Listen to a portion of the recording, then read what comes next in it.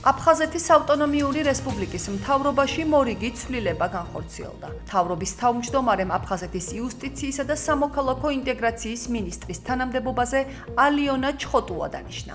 ახლად დანიშნული მინისტრი გიორგი ჯინჭარაძემ დღეს სამინისტროს თანამშრომლებს პირადად წარუდგინა.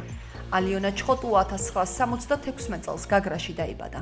დაამთავრა ივანე ჯავახიშვილის სახელობის თბილისის სახელმწიფო უნივერსიტეტის სოხუმის ფილიალის ფილოლოგიის ფაკულტეტი ინგლისური ენისა და ლიტერატურის სპეციალობით.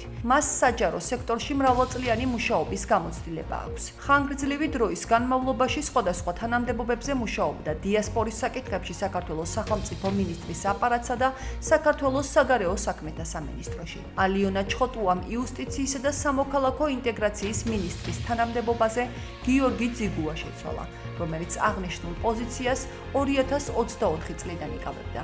აფხაზეთის იუსტიციის და სამოქალაქო ინტეგრაციის მინისტრად დავნიშნე ქალბატონი ალიონა ჩხოტუა. მისი სამუშაო გამოცდილება და კომპეტენციები ძალიან გააძლიერებს ჩვენ გუნდს. აღნიშნული დაგვეხმარება მნიშვნელოვანი პროექტის განხორციელებაში, რომელიც მიმართული იქნება დევნილებზე და ოკუპირებულ ტერიტორიებზე მცხოვრები მოსახლეობისკენ. მინდა მადლობა გადაუხადო აფხაზეთის ავტონომიური რესპუბლიკის მთავრობის თავმჯდომარის გამოცხადებული ნდობისთვის. ჩემთვის დიდი პატივია ვიყო აფხაზეთის მთავრობის წევრი და უხელმძღვანელო იუსტიციისა და სამოქალაქო ინტეგრაციის სამინისტროს.